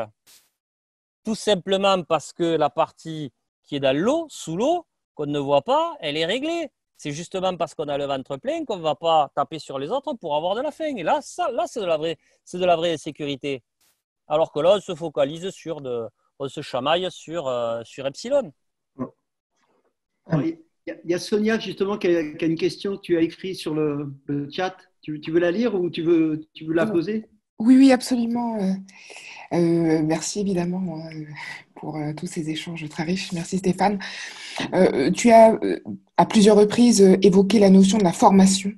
Du coup, je me demandais si selon toi, il y avait du coup un vrai enjeu là-dessus, et si oui, quel public à viser et quels seraient les dispositifs selon toi les plus efficaces pour aller le plus vite possible pour répandre cette bonne parole, que ce soit la formation vis-à-vis des régions, des élus, des agents, les citoyens, les entreprises, le monde de l'assurance, les MGN et autres mutuelles. Enfin, voilà, là, je ratisse un peu large, hein, mais savoir qui, en dehors du monde politique, peut être incité à passer à l'action. Ben, tu as répondu à la réponse, tu as répondu à la question. Ben, tout le monde. Je veux dire, c'est un sujet systémique et nous sommes tous dans une ébriété énergétique qui nous empêche de voir ça, de voir la situation et qui nous empêche de voir aussi l'origine de cette situation, enfin, les origines de cette situation, et qui nous empêche aussi de voir les falaises dans lesquelles on court. C'est ça le truc. Donc, il y a déjà de la formation pour sortir du déni. Et j'ai envie, en faisant un petit jeu de mots qui vaut ce qui vaut, pour dédaigniser sur la question. C'est-à-dire que là, on est peut-être les moins bien placés dans nos mondes dits développés, donc les plus gloutons, pour croire que nous sommes mortels, 2, que notre puissance vient aussi d'une énergie que nous n'avons pas, des énergies faciles que nous n'avons même plus sur notre sol et que notre pays, depuis très longtemps, a un billet de seconde et voyage en première. Plus notre habitude de nous croire plus forts que les autres, en plus le fait de s'auto-convaincre que nous sommes le pays de la gastronomie, et donc du coup, c'est même pas un sujet ce qu'on dit là maintenant. Enfin, voilà, il y a énormément de filtres culturels typiquement français, mais après, il y a des filtres de pays dits développés intoxiqués au pétrole, à l'énergie dense à bon marché, aux 300 et quelques esclaves énergétiques que nous avons avec le pétrole, sans qu'on s'en rende compte, comme le dit Jean Covici. Donc, en fait, déjà, pour expliquer ce sur quoi est basée notre prospérité, et de bien expliquer qu'en fait, la prospérité est une anomalie historique. C'est une parenthèse dans l'histoire de Sapiens, hein, d'avoir autant de biens qu'on gaspille et qu'on soit aussi nombreux, et qu'on prélève autant sur notre milieu. Donc déjà, expliquer ça, ben bonjour. Alors, expliquer les risques, ça, c'est encore un deuxième truc, hein. Donc, pour moi, la pédagogie, bon, je l'ai dit, je me répète, mais la pédagogie du développement durable, hein, qui nous a fait perdre 40 ans, hein, parce qu'on a entretenu un système qu'on savait déjà depuis 72 non durable. Et voilà. Déjà, ça nous a fait perdre 40 ans. Donc, si c'est pour passer à une autre phase tout aussi guimauve et toxique par rapport à la perpétuation d'un système dans lequel nous sommes également responsables, ben, ce n'est pas la peine. Donc, en fait, moi, je crois plus aux adaptations, c'est-à-dire s'adapter et sauver ce à quoi on tient le plus. Déjà, le fait que Paris, ça sera Carcassonne dans 20 ans, déjà ça, c'est pas tout le monde qui le croit. Je discutais encore il y a 2 jours avec des agriculteurs, ils y croyaient pas trop, hein. Je leur dis, mais regardez, chez le Père Noël, il fait déjà 38. Ah ouais, mais c'est vrai que là, les semences qu'on achète, là, elles donnent plus trop. Mais tu te souviens, il y a 30 ans, là, les semences qu'on achetait, là, elles donnaient tout ça. Ben ouais. Et au fur et à mesure, bon, ils se rendent compte, mais ils sont également pris dans des logiques de structure et de filière aussi qui les tiennent. Mais bon, le déni, c'est abominable, hein. Donc, il faudrait, oui, donc former, mais surtout déformer.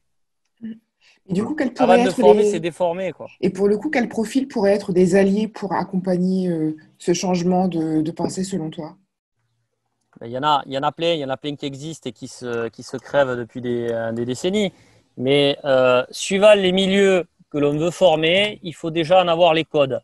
Sinon, ça ne marche pas. Déjà, amener des mauvaises nouvelles, si en plus on n'a pas les codes du coin ou du milieu que l'on veut sensibiliser, c'est déjà du temps perdu. Donc en fait, il faudrait, mais je pense, que déjà des relais d'opinion ou des gens qui sont respectés ou qui font autorité dans un monde, dans un milieu, aient été convaincus. Alors, soit ça passe par plusieurs cuites, hein, dans des bars s'ils sont ouverts. Ça passe par une nouvelle petite copine, petite amie qui prend le temps de sensibiliser. Ça part par peut-être des rencontres ou des formations auxquelles cette personne relais d'opinion est allée et qui après ensuite y contamine les autres. Voilà, mais il faut viser les relais. Il faut viser les relais d'opinion, à mon avis. Donc, en fait, le truc, c'est que il faut le faire partout. Il faut le faire partout et d'abord les codes.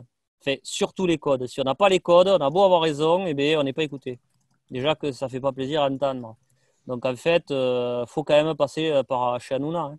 Il faudra passer par chez Hanouna. Et sinon, aussi. Sur le terrain, il n'y a pas moyen de s'appuyer sur les premières communes qui ont entrepris quelque chose. Bien sûr. Et puis, à partir de là, faire en sorte qu'elles puissent faire même, pourquoi pas, une sorte de palmarès des villes des communes les plus résilientes au niveau alimentaire. Bref, une sorte de concours qui pourrait être communiqué large auprès de la presse en disant, ben voilà, cette ville-là, elle peut durer peut-être 6 mois de l'année sur ses stocks et sur sa production locale. Alors, voilà, non, mais pour moi, c'est évident, mais d'abord, en fait, ce serait plutôt d'abord des lieux où c'est justement relais d'opinion influents que je citais. C'est une fois que ces relais d'opinion influents ont réussi à convaincre leurs ouailles ou leurs copains, une fois qu'ils sont convaincus, on les amène dans ces lieux-là. Ouais. Ces lieux sont super importants, mais pas forcément pour convertir de loin les masses. À mon avis, c'est l'étape, c'est le second coup de lame, quoi. Faut faire tremper les haricots pour faire un bon cassoulet, pour que le temps de cuisson soit le moins long possible. Mais c'est les relais d'opinion, les gens qui sont respectés par d'autres. Et souvent aussi, j'étais là dans une ferme dans le Gers, je donnais une visio là, vendredi dernier. Là, il y avait un père qui a toujours fait des céréales, tout ça en conventionnel, en chimique. Et il a converti à peu près un tiers de son exploitation agricole en bio.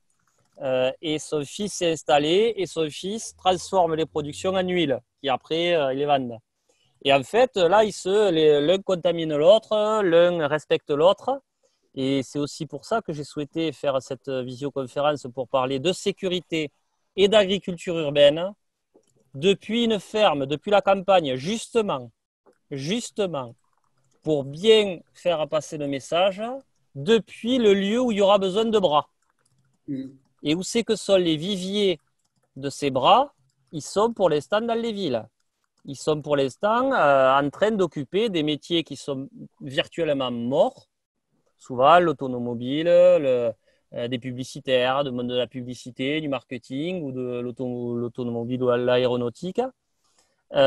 Ou des gens qui ont d'autres métiers, mais qui sont très loin de la réalité physique et technique de l'activité d'agriculteur, mais qui ont besoin d'un sas de dépucelage.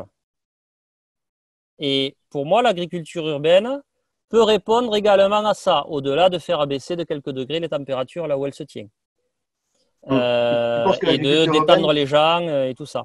Je pense que c'est le sas idéal pour dégrossir les candidats à l'installation pour aller après occuper des métiers en tant qu'agricole, en tant que salarié ou en tant qu'exploitant à titre individuel pour après. J'avais une question aussi, Stéphane. Est-ce qu'il existe une cartographie, un mapping, un recensement des différents acteurs contributeurs de la résilience alimentaire? Est-ce que quelqu'un a fait cet exercice d'identification des acteurs de différentes natures qui travaillent d'une façon ou d'une autre ou qui contribuent à ce sujet? Est-ce que c'est un exercice que tu as fait? Est-ce que quelqu'un l'a fait? Alors, je ne l'ai pas fait, mais plein de personnes aussi. Bon, je l'avais fait, moi, quand j'avais fait mon expérience de locavore, j'avais cartographié quelques trucs, mais ça fait des années que, par exemple, le réseau des AMAP a disposé un peu les associations là où elles se trouvent. Il y a le Terre de Liens également, qui est un outil qui est sympa, l'outil Parcelle, c'est très pédagogique, il est très très bon. Il y a également les ruches qui disent oui, la carte des projets alimentaires territoriaux. Voilà, il y a les ADR, le réseau des ADR. Il y a énormément de structures qui, depuis des années, œuvrent et font du concret pour déjà fabriquer l'autonomie alimentaire de chaque territoire là où elle se trouve. Donc, il y a déjà des réseaux qui existent, mais ils demandent à être renforcés. Et ces gens-là, ils sont connectés de façon complètement informelle et désordonnée, ou est-ce qu'il y a des lieux, des événements, des colloques qui leur permettent de se renforcer en s'identifiant mieux et en collaborant mieux? Oui, mais Pas il y en l'impression- a. Il y a le réseau des CIVAM aussi. Régulièrement, en fait, hein, ça fait quand même longtemps que, du moins les réseaux, ceux qui ont des salariés ou autres, hein, des militants, tout ça, ils connaissent leurs semblables, on va dire. Mm. Ils se connaissent. Par contre, ouais, c'est aussi un peu désespérant quelque part. C'est que même avec Internet, même avec tout ça, il y en a pendant le confinement, ils ont dit, ben, je ne savais pas qu'à 2 kilomètres de chez moi, ou même pas, il y avait un maraîcher ou autre, quoi. Mm. Voilà. Donc, on a tous les outils maintenant, on peut savoir tout ce qui se passe, mais en fait, c'est une question de volonté. Mais je pense, et je suis sûr qu'à partir du moment où le prisme des risques sera monté au cerveau, là, ça va aller très vite. Hein. Mm. Là, ça va aller très vite. Hein. Ouais. Toi, ta conviction finalement, c'est que la clé d'entrée, ou en tous les cas le levier qui va permettre de débloquer, ça sera l'approche par le risque. Ben Finalement, c'est oui, ça. ben, comme ça a toujours existé. Ça a toujours été le plus vieux sujet du monde. On passait peut-être plus de 90% de notre temps à chercher ou produire de la nourriture et à la sécuriser et compagnie. Et après, quand on dormait, on pensait qu'à ça. Comment on a fait nos ancêtres et compagnie, ils dessinaient pas une PS4 hein, dans les grottes, ils dessinaient des bisons. Donc bon, enfin, voilà quoi, la peur de manquer, de la faim et tout ça, je veux dire, c'est la recherche de l'énergie alimentaire, on vit pour ça quoi. Et ça, on l'a oublié. On l'a oublié, mais nos besoins physiologiques, eux, n'ont pas bougé. Et on a à les satisfaire. L'abondance anesthésie, c'est sûr. Oui, oui. Elle a anesthésié donc nos consciences, mais elle a également aussi avec ça, elle a détricoté et déménagé nos territoires. C'est ça le truc. Donc du coup, une grosse vulnérabilité pendant le Covid, c'était justement les transports. C'est-à-dire que, en fait, comme on dépend des transports pour nous amener la nourriture qu'on ne produit plus là où on est, une défaillance sur les transports, on était mal, on se battait. Mais justement, c'est aussi grâce au maintien de ces transports qu'on ne s'est pas tapé dessus. Donc en fait, il ne faut pas, on va dire, mettre sur le piédestal non plus la logistique qui nous a sauvés, c'est vrai. Mais c'est justement parce qu'il est permis, grâce à cette énergie magique que l'on ne paye quasiment pas, c'est-à-dire le pétrole, c'est justement parce qu'il y a de la logistique gratuite quasiment que on s'est désorganisé et qu'on s'est complètement spécialisé et qu'on s'est dessaisi. C'est voilà, ça.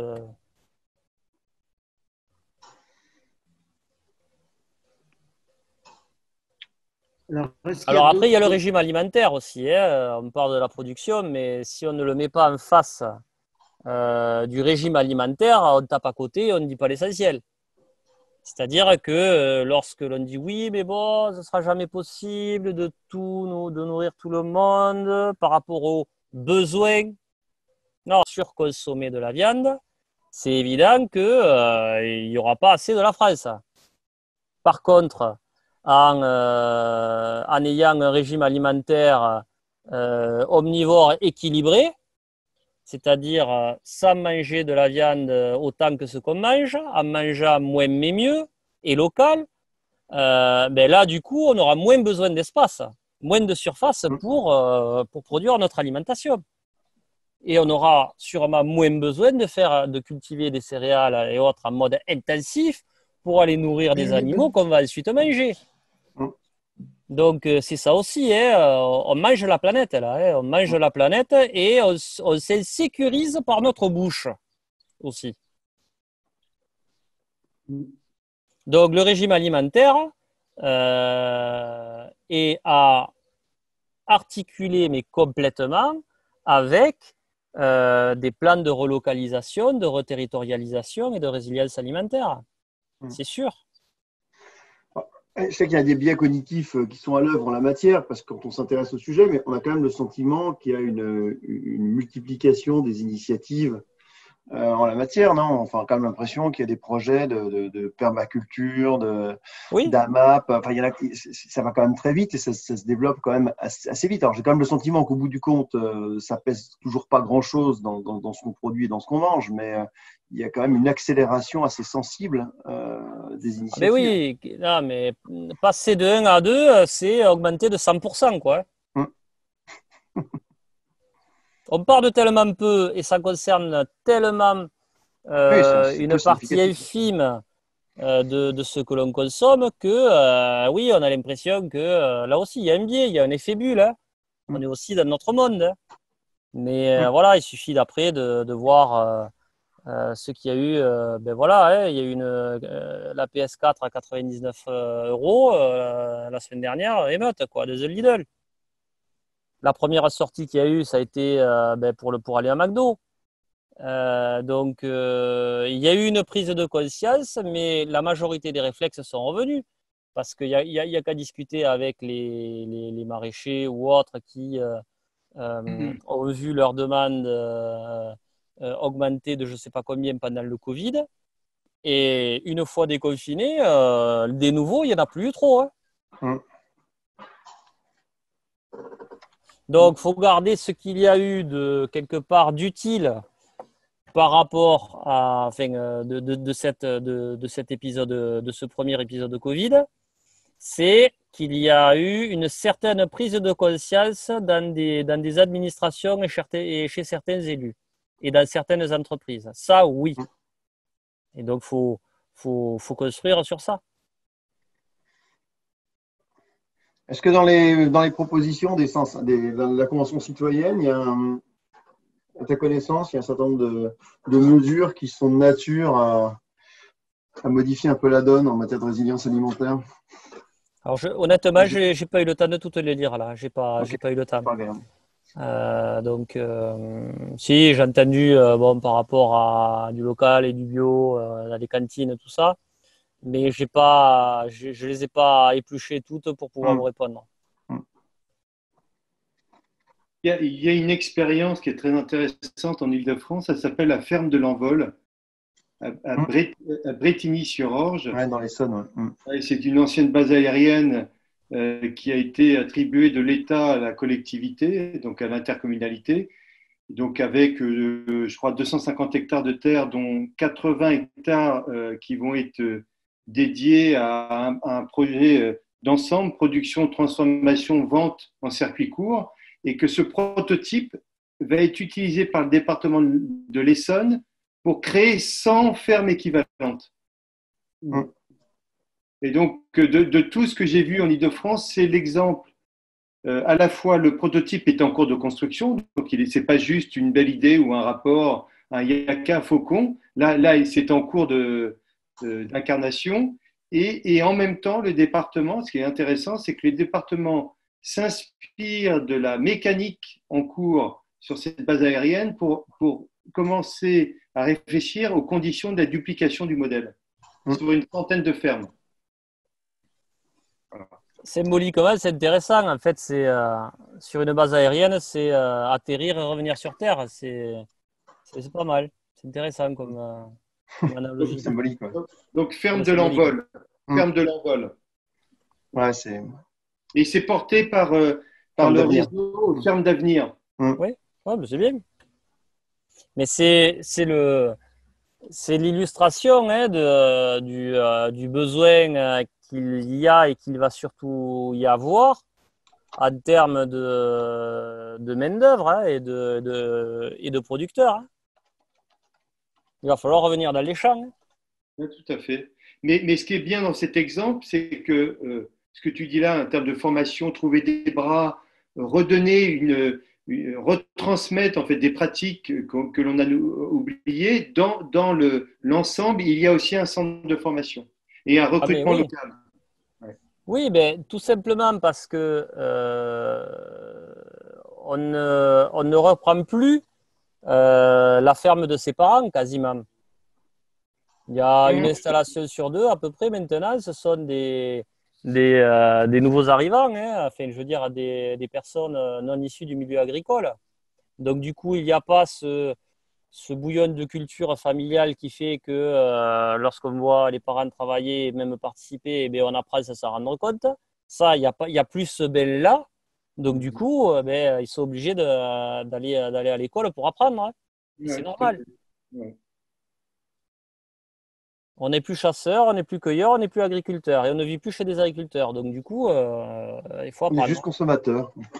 Ah ouais, non, mais le stade ultime de, de, de la perfusion et de l'inconscient, du confort, mais de la vulnérabilité aussi, quoi. Mmh.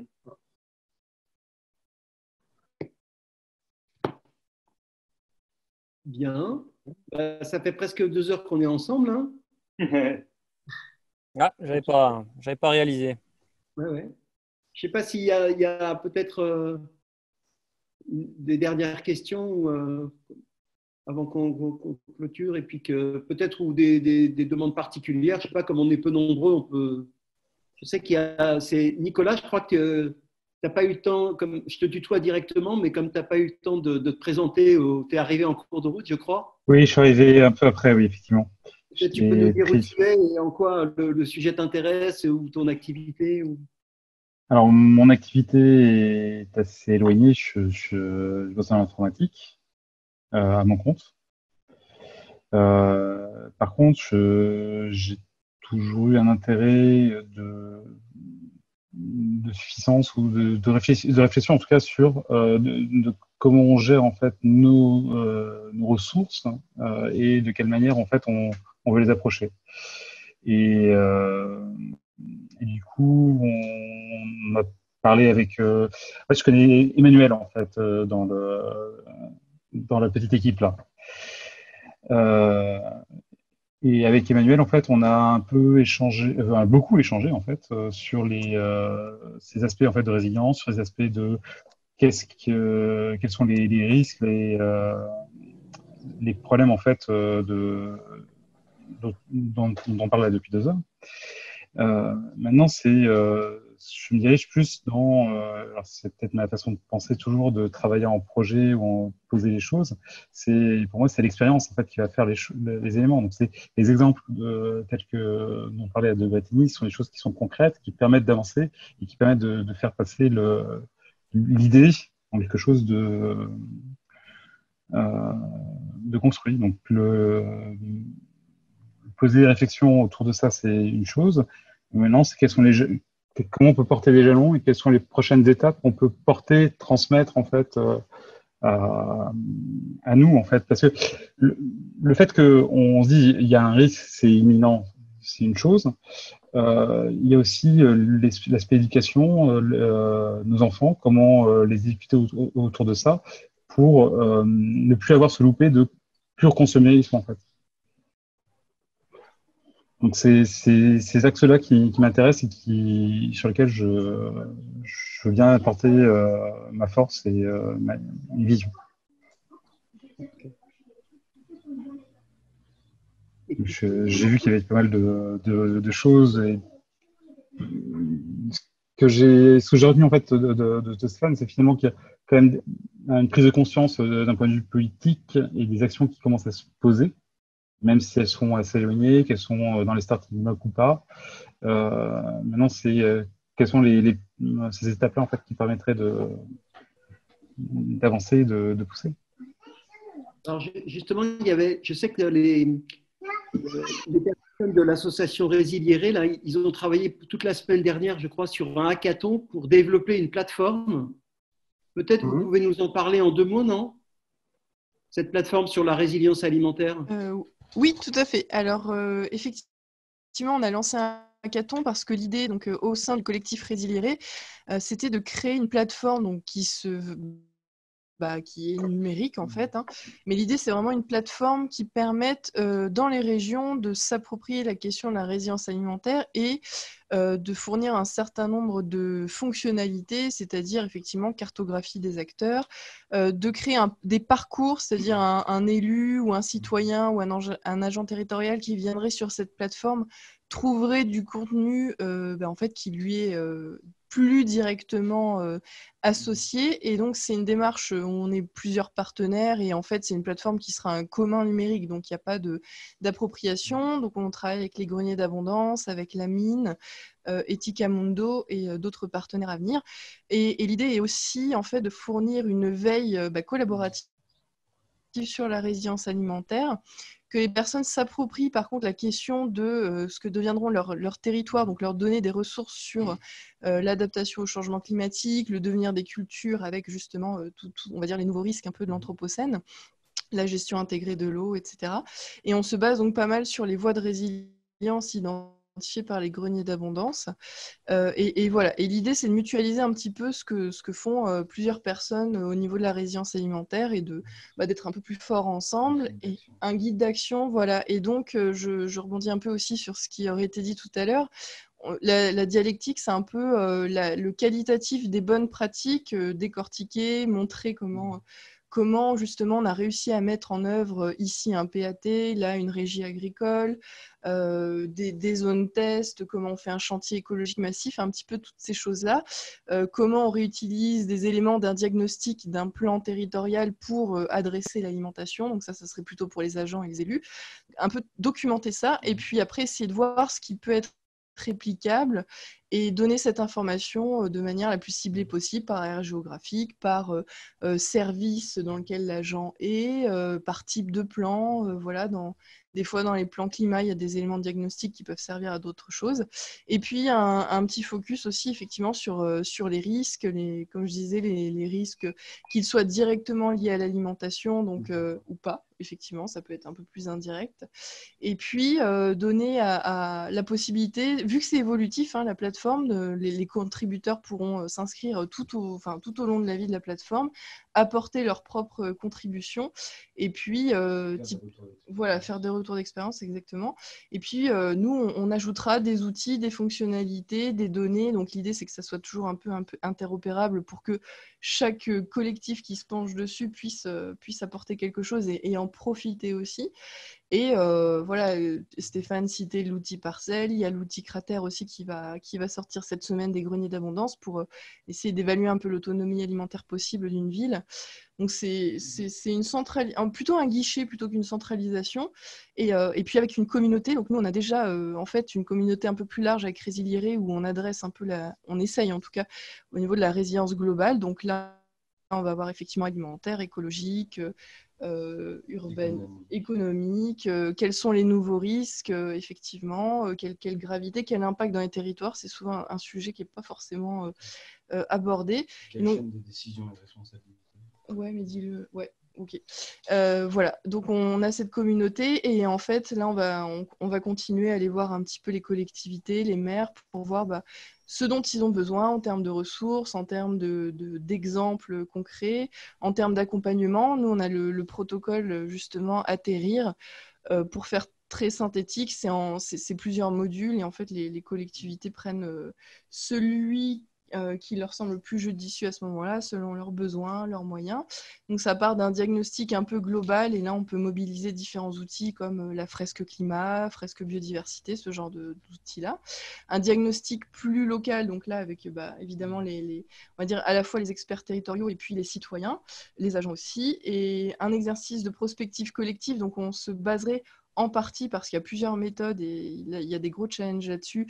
Mais par exemple, ce qu'avait fait Adrien Biassin à Mulhouse, des ateliers de prospective collective pour mettre ensemble les personnes et différents acteurs, en tout cas, pour se demander un petit peu ce qui peut arriver dans ce territoire et pour aboutir sur une stratégie, on va dire, de résilience, un design de mesures de résilience les plus adaptés au territoire, donc qui auront normalement la spécificité, puisque voilà, chez certains ça va être sécheresse, des inondations plus fortes, d'autres ça va être effectivement comme à Dompierre le risque de rupture d'approvisionnement alimentaire, le volet pandémie qui va être plus ou moins développé ou pas dans certaines communes.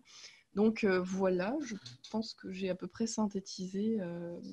Voilà. Et la plateforme, donc c'est un de nos projets. C'est pas le seul, mais c'est un des projets qui a émané de Résiliere. Et Donc, voilà. la plateforme sera prête quand? Alors, l'idée, c'est que ça soit prêt le 15 juillet. Donc après, vu que c'est, on va dire, évolutif et contributif, on aura forcément les briques fondamentales, on va dire, qui seront mises en place. Et puis après, l'idée, ça sera de faire contribuer les personnes qui seront intéressées. Mais c'est vrai que le fait d'avoir les greniers, la mine, nous qui avons déjà cette documentation et on va dire cette culture déjà autour de l'alimentation, bah, ça aide à aller plus vite, en tout cas pour poser les bases. Et puis, lorsqu'on fera des interviews de différents acteurs, type bah, voilà, justement maires, agents territoriaux ou même citoyens qui œuvrent dans des collectifs, une fois qu'on aura ces remontées-là, ça nous permet aussi d'affiner ce qui sera mis à disposition. Donc, j'imagine que pendant peut-être encore quelques mois, le contenu devrait être amendé. Et puis après, l'idée, c'est que ça roule tout seul. Et aussi, on a à cœur que les personnes auto-apprennent, entre guillemets.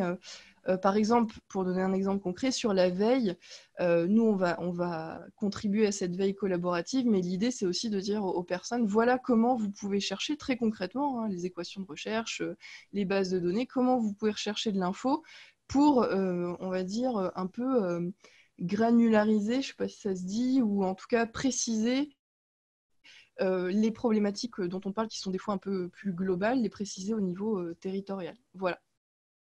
Donc 15 juillet pour la réponse. Super. Ben, tenez, on peut s'abonner sur votre site, non? Oui, alors oui, tout à fait. Alors pour avoir des infos sur Résiliere, ben, nous on a une page, Résiliere par exemple sur Facebook, on est en train de monter un site aussi. Et pour avoir des infos plus particulièrement sur cette plateforme, effectivement, on communique, à chaque fois on crée un événement, surtout pour le lundi, parce que le lundi 14h, c'est là qu'on accueille les personnes qui voudraient prendre le projet en cours de route, c'est prévu. Donc je communique là-dessus, donc Résiliere, où moi, Salwa Ludivine, Namdouni Boursier, je relais aussi ces événements-là. Donc n'hésitez pas, puis sinon on peut donner notre mail, et effectivement, on est à Joigny. Ah, j'avais pas vu, excusez-moi, j'avais pas encore vu les questions. Oui, bien sûr, donc pour Sonia, avec grand plaisir. Donc c'est Salwa Ludivine Amdouni Boursier et Sullivan Evrard. Donc on va mettre notre mail, je pense, ça va être plus simple. Et puis Joigny, voilà. Donc pour Emmanuel Flatté, c'est ça, effectivement, avec Laure Noila, Isabelle, des personnes qui essayent d'impulser à une échelle un peu collective en lien avec la municipalité. On a dû se croiser chez Laure, du coup. Voilà. Ah bon, bah d'accord. Bon, bah... Alors Flatté, Emmanuel Flatté. Bon, elle était un peu facile. C'est la première et puis fois, aussi sur le dispositif. Ah d'accord, ok. Et je finis là-dessus, on accompagne aussi la collectivité, donc Joigny, qui est notre territoire pilote officiellement, sur la révision du plan communal de sauvegarde, la création d'un document d'information communale sur les risques majeurs, l'élargissement qui intégrerait les questions d'alimentation, et puis la mise en place d'une réserve communale de sécurité civile, parce que pendant le Covid, on a vu une forte mobilisation des citoyens, mais de manière spontanée. Donc, ça pose après des questions parce qu'il faut organiser ça dans l'urgence. Donc, il y a plein de, il y a plein de freins et puis même de ratés, parce que Yannick Prost de la réserve civique nous disait qu'à un moment donné, il avait plus de 20 000 bénévoles, mais à qui il n'avait pas affecté de mission, parce que c'était un système de plateforme nationale qui prenait en note les missions et qui redistribuait dans les territoires. Donc il y a vraiment eu des couacs. Et la réserve communale de sécurité civile, ça permet en fait dans le temps et dans le territoire d'ancrer une culture du risque, et surtout d'avoir on va dire un réservoir, même si le mot n'est pas joli du tout, de citoyens qui deviennent en fait des collaborateurs occasionnels du service public et qui travaille avec la mairie, les services de secours et puis tous les organismes susceptibles d'être concernés. Ça peut être l'ONF pour les risques de départ d'incendie, ça peut être la Croix-Rouge par exemple pour l'approvisionnement ou en tout cas le ravitaillement des personnes vulnérables en période de pandémie, de confinement, des choses comme ça. Donc voilà, nous, ça nous paraît un dispositif intéressant qui peut lui-même d'ailleurs, puisqu'il peut définir ses propres missions, bien sûr en articulation avec la mairie et les secours, se définir des missions un peu exploratoires, de se dire quels autres risques on n'aurait pas pris en compte. Donc, et puis de faire un peu de la prospective, de la veille. Voilà. C'est un peu une implication citoyenne possible dans le domaine des risques et donc indispensable aussi à la culture du risque. Voilà. Super, merci beaucoup. Avec plaisir. Je ne sais pas si vous avez d'autres points ou un mot de conclusion, Thierry, Stéphane. La question que j'avais, c'est finalement quelles sont aujourd'hui hormis les interactions one-to-one qu'on peut avoir avec les uns les autres, mais est-ce qu'il va exister d'une façon ou d'une autre des occasions, un cercle pour pouvoir continuer à échanger sur ces sujets dans le futur, ou est-ce qu'on était plutôt sur un événement isolé et qui n'a pas forcément vocation à avoir une suite? Alors, en fait, merci de la question parce que pourquoi pas créer une suite, mais je ne veux pas que ça dépende de moi, en tout cas, ça c'est clair. Donc, s'il y en a un qui a envie de réunir, moi, la session, elle est enregistrée. Donc, vos mails respectifs, moi, je les ai, donc je peux vous les aurez, puisque je vous enverrai l'enregistrement à tous. Après, c'est bienvenu pour toutes les initiatives, hein, mais en tout cas, moi, mon champ d'action, il est plutôt sur les émergences au sens large du terme. Donc, je m'intéresse aussi bien à l'éducation qu'à la résilience, qu'à les technos, la philo, tout à la fois. Donc, ce n'est pas moi qui vais initier ce cercle, mais par contre, j'aurais plaisir à y participer, s'il se crée. En tout cas, moi, je peux faire une proposition. Comme tu l'as dit, Marc, en introduction, on a au-delà de ce sujet d'intérêt pour moi, on a créé 2 tiers-lieux à Paris, un à Paris et un à Saint-Cloud, la Villa et la Maison des Créateurs. On va très certainement organiser un groupe de travail sur le sujet parce que ça fait 2-3 ans qu'on voulait organiser avec des partenaires un hackathon et mobiliser des collectivités que je connais sur le sujet pour voilà, au-delà d'échanges d'informations, de créer les conditions du changement d'échelle. Donc ça ne s'est pas fait jusqu'à maintenant parce que la parenthèse sanitaire a bloqué un peu toutes les initiatives. Et c'est aussi pour ça qu'avec Marc, on avait décidé de reprendre un peu le flambeau et de faire cette conférence en ligne.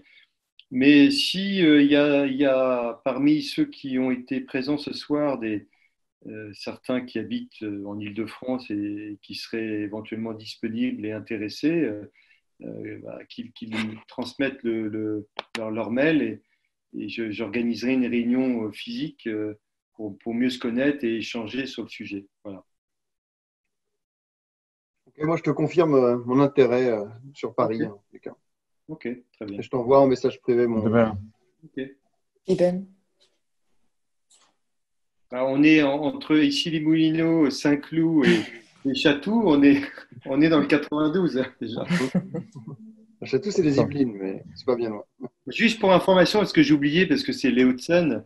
Les Hauts-de-Seine, il y a 2 ans, je les avais sollicités pour organiser un hackathon sur le sujet en utilisant le levier de la commande publique.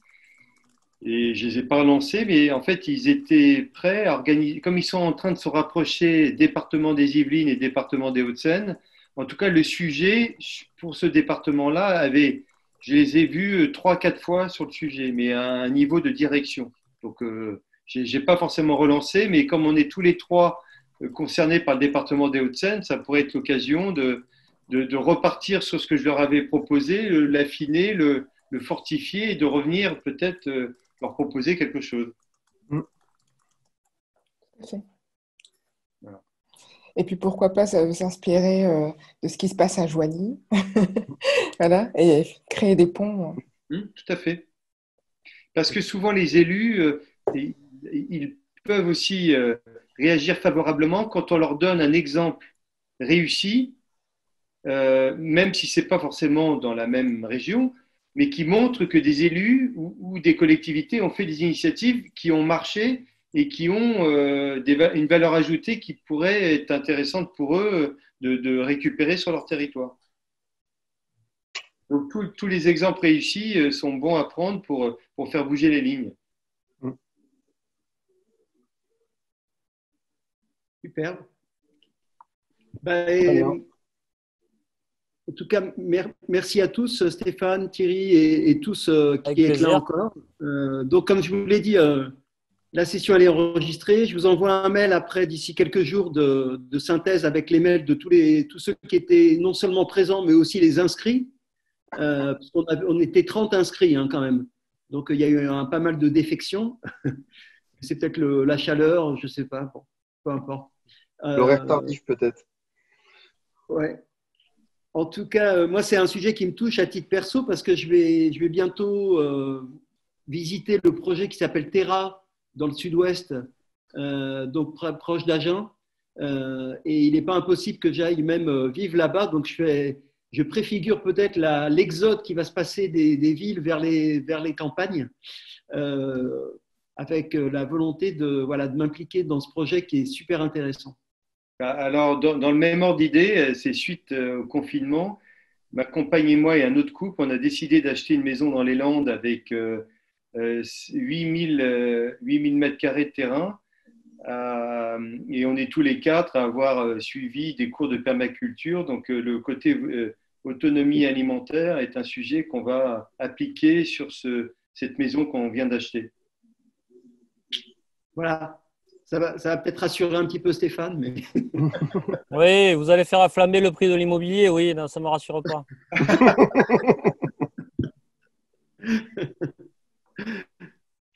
Mais il y en a beaucoup comme ça qui veulent partir des grandes villes. Ouais. C'est clair. Nous, on s'est installé aussi dans Lyon, comme nos amis de Joigny, et pareil, avec quelques projets autour de la permaculture. Bon, merci à Marc d'avoir rendu possible cette conférence. Et puis, pour ceux qui le souhaitent, donc rendez-vous dans les Hauts-de-Seine ou Paris pour continuer la réflexion sur le sujet en Île-de-France. Ça marche. Bien, parfait. Ça marche.